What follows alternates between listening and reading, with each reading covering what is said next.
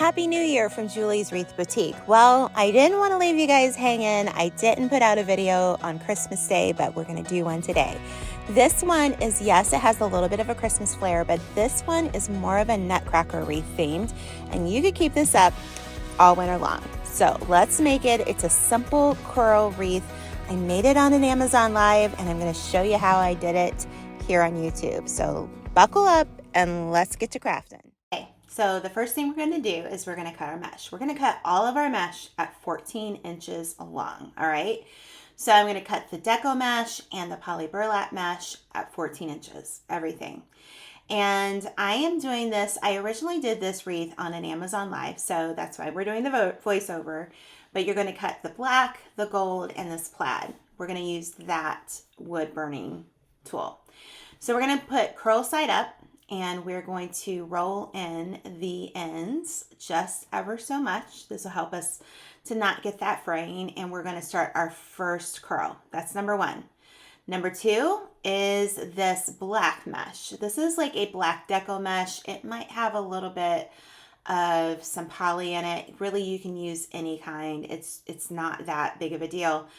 And I got this plaid mesh a while ago. I do think it's still available on the online craft stores that I'll find, and I'll link down below.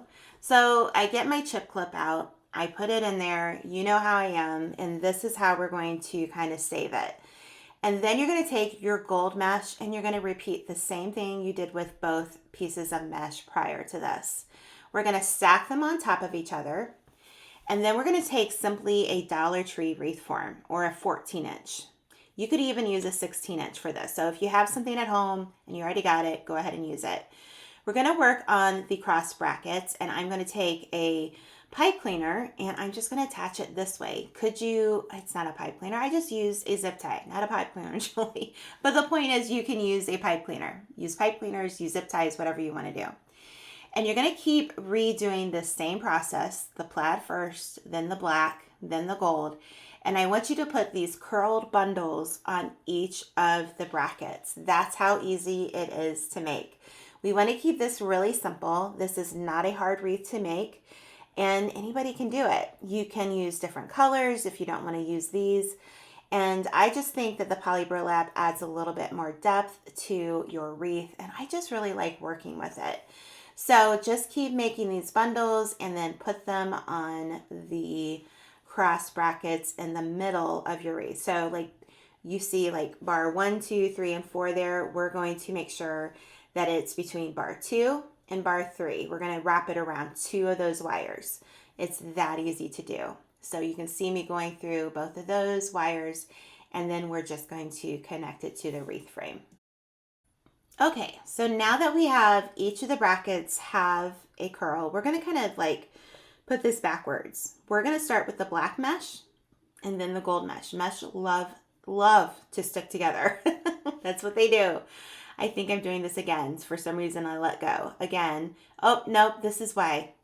I ended up putting them together because I thought, you know what, we don't need it to be quite as big, and I like the look of this mesh. I feel like it takes on a whole different look when you're looking at it compared to the other colors. So I really like that look. And then I took a piece of the poly burlap again. We cut all of these at 14 inches, and then I'm going to stack that poly burlap on top of the gold and black combo.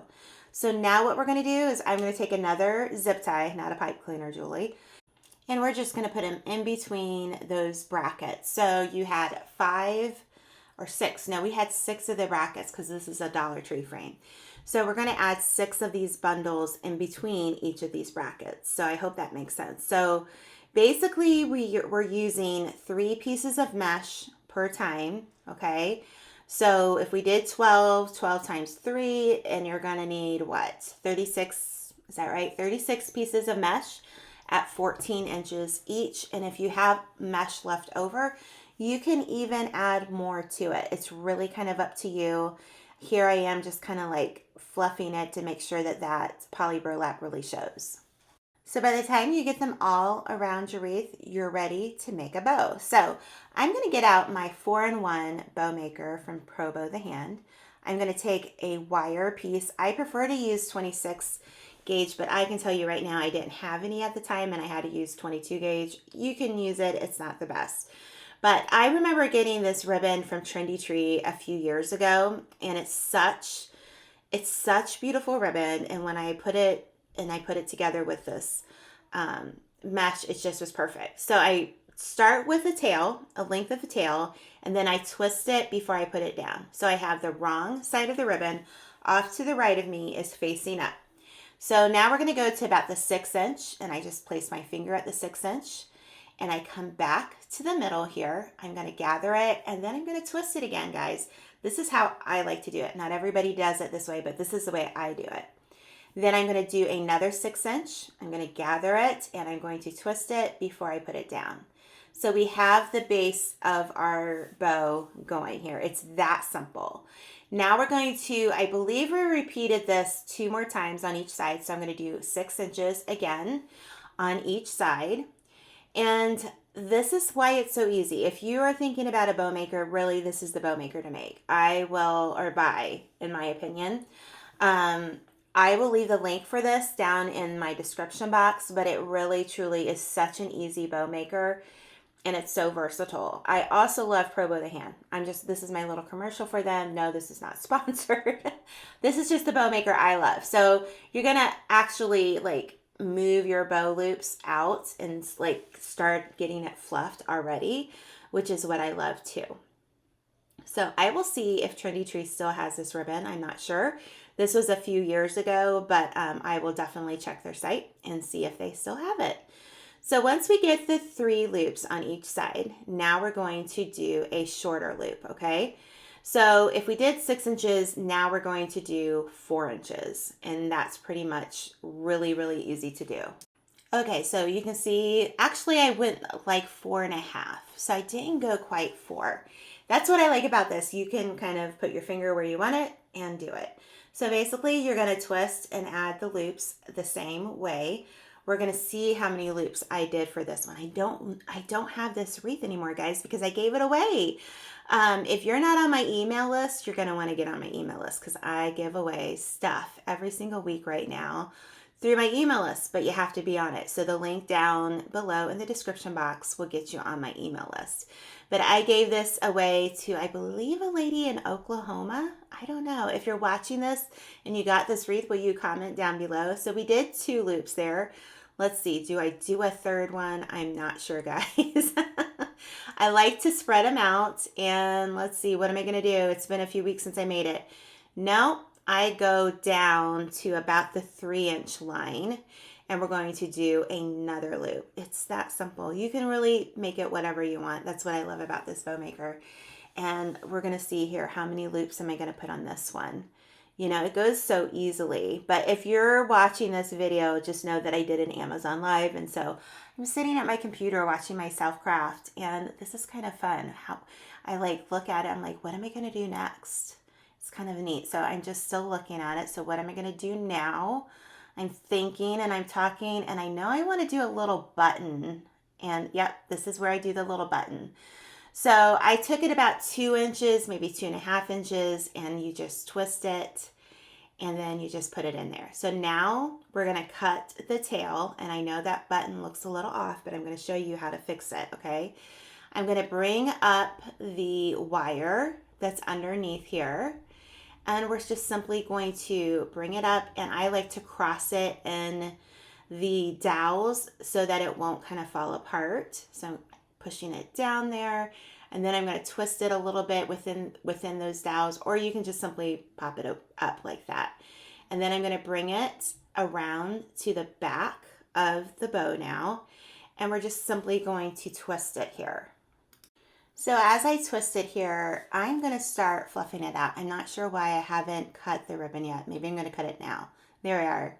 We're going to get out my favorite pair of scissors here. These are my favorite pair. You guys told me about them, and I get them from Amazon. They're like $12.99 or around there. Sometimes they go on sale. I think I got them for like $7 the other day, and I bought 2 pairs because it was such a good deal. But you're just going to now kind of fluff out your bow, and we're going to get it ready for our wreath.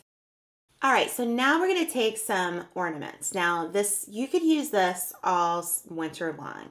But if you would rather do something else, you know, like some little berries or some greenery, you could do that too. But I was using Dollar Tree ornaments, and I just were making them in bundles and using a pipe cleaner and then just putting them wherever I felt needed a little extra something. You could put a sign on this wreath, or you could do some like winter flowers. Some poinsettias would look really pretty too. But use your imagination. You don't have to stick with, you know, whatever Julie puts on it, you have to put on it. I want you to use your imagination. All I did was literally just twist this onto the wreath form, and then I wrap that pipe cleaner on the wreath so that we don't have any sharp things sticking out. So I just did this about 5 or 6 times, and then we'll put our bow on it and we'll call it a day. It's that easy. It's so pretty, and it's just the nutcracker is what I see when I look at this, those colors, you know what I mean? So then I'm going to take my bow here.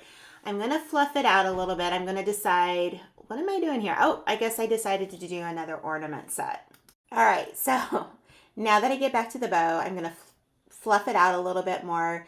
We're going to put it on this wreath. You can tell I'm talking to the camera. Don't mind my mess. Over to the right. Crafting can be a little messy, am I right? So you're just going to take your wires and put it through your wreath frame, wherever the spot it is that you want to put this bow. But it's so simple. Twist it on the back and you've got a beautiful wreath for all winter long. I really feel like this would go at any time. If you wanted maybe not to do a red, you could do a black ribbon, would be really pretty. A black and gold ribbon, perfection. I think some black and silver ornaments would look pretty too, but I always love to dovetail mine. But if you watch this whole video, thank you so much. I appreciate your time. Happy New Year. This is January 1st of 2023 that this video is being released. I'm excited about 2023. I have a fabulous flower wreath for next week on the 8th, so make sure to join us here. But if you watched all the way through, please leave me your favorite emoji, a smiley face emoji in the comments, and we'll see you next time on Julie's Wreath Boutique.